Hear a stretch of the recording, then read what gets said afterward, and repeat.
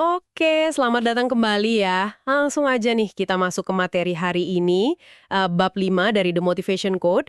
Ini tentang keluarga pemain tim atau team player family gitu.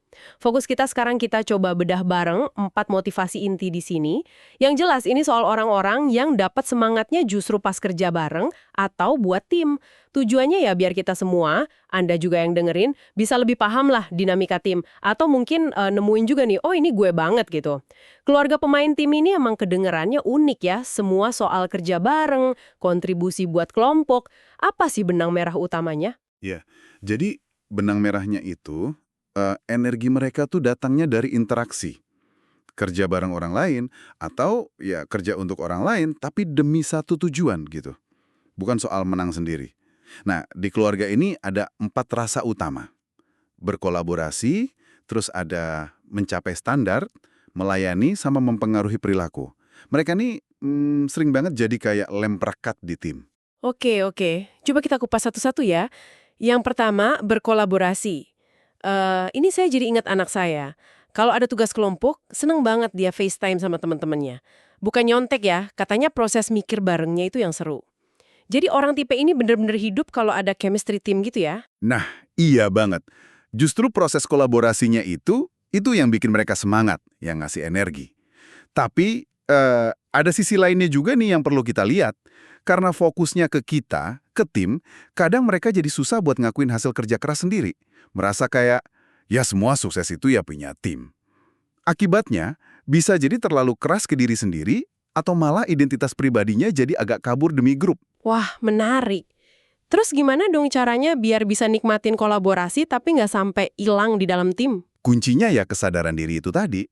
Sadar kapan kontribusi unik kita sebagai individu itu penting juga buat diakui, meskipun lagi kerja tim. Nah, ngomongin soal individu dalam tim, ini nyambung ke motivasi berikutnya yang agak beda dikit. Mencapai standar atau make the grade. Kalau ini bukan cuma soal kerja bareng, tapi lebih ke, gimana ya, jadi bagian dari kelompok yang dia banggain. Oh, kayak contoh si Scott itu ya di buku, yang dia semangatnya bukan cuma masuk tim keren, tapi ngerasa, pantas gitu. Ada di situ, memenuhi standar tingginya tim itu. Ada rasa bangga, loyalitasnya kuat banget ya di sini. Tapi tekanannya gede juga dong pasti. Betul, tekanannya itu buat terus buktiin diri kalau dia layak. Sisi gelapnya, ya mirip-mirip kolaborasi tadi. Bisa jadi terlalu nempel sama identitas tim, takut dianggap nggak memenuhi standar, akhirnya jadi susah buat ngasih pendapat yang beda atau kritik. Pengakuan dari luar, dari tim, kalau dia udah oke, memenuhi syarat, itu jadi penting banget buat mereka. Oke, dari standar tim kita geser nih fokusnya ke orang lain di dalam tim. Yang ketiga, melayani atau serve. Ini kayak si Pem ya, asisten eksekutif di buku itu. Dia kayak punya radar gitu, bisa nebak kebutuhan bosnya sebelum diomongin. Dorongan utamanya itu, nemuin dan penuhin kebutuhan orang lain. Iya, mereka ini pendengar yang hebat biasanya, suportif banget, jadi pilar penting lah di banyak tim. Cuma, ya itu, ada jebakannya juga. Saking fokusnya ke orang lain, kebutuhan dia sendiri bisa jadi terlupakan. Akhirnya bisa capek sendiri, burn out, atau malah kalau udah keterlaluan, bisa jadi diam-diam sebel gitu karena ngerasa dimanfaatin terus.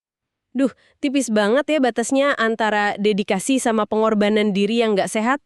Kayaknya butuh balance yang susah nih. Susah banget emang.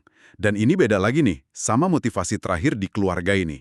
Mempengaruhi perilaku atau influence behavior. Kalau melayani tadi kan fokusnya kebutuhan orang lain ya. Nah, kalau yang ini fokusnya ke respons orang lain. Kayak Terry si pembicara itu, yang dia perlu lihat audiensnya ngangguk atau diskusi, pokoknya ada reaksi gitu. Sebagai tanda pesannya nyampe dan ngaruh ke mereka.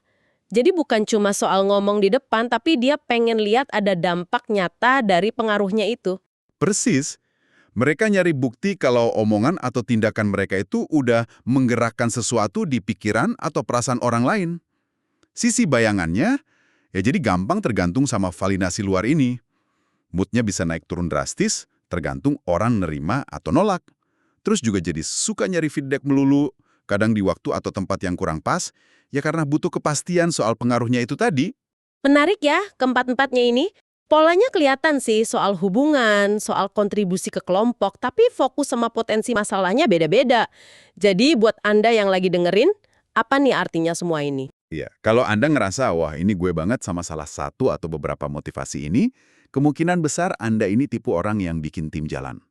Energi Anda itu datangnya dari nyambung sama orang lain, dari kontribusi bareng-bareng. Tapi penting banget buat perhatiin keseimbangannya. Jangan sampai dorongan buat tim itu malah bikin kebutuhan atau pandangan unik Anda sendiri jadi tenggelam.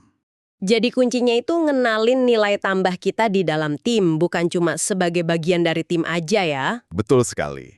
Nah, sebagai penutup nih, buat renungan aja. Coba deh pikirin, seberapa sering sih Anda ngalahin kebutuhan atau ide asli Anda sendiri cuma demi jaga suasana tim tetap enak? Dan pernah nggak kepikiran, jangan-jangan pengorbanan itu malah bikin nilai unik yang cuma Anda punya jadi nggak keluar? Itu pertanyaan buat direnungkan ya. Sampai ketemu lagi di pembahasan kita berikutnya.